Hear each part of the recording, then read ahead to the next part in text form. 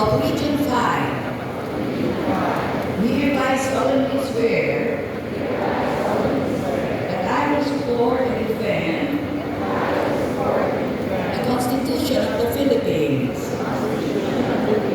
that I will bear true faith and allegiance to the same, that I will obey the laws, legal orders, and decrees promulgated by the duly constituted authorities of the Republic of the Philippines, and that I impose this obligation upon myself voluntarily, without mental reservation or purpose of evasion.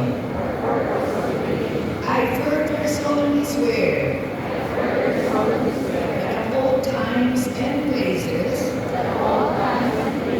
I will adhere closely to the ethical standards and professional roles of teachers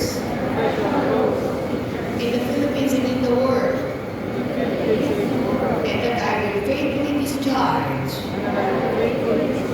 the best of my ability the duties and obligations incumbent upon a legally authorized professional teacher. So help me God.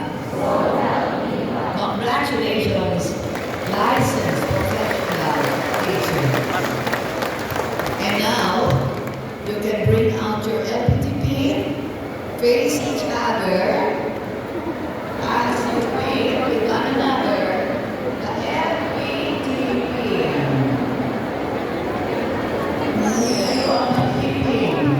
Alright, ask your seatmate to please.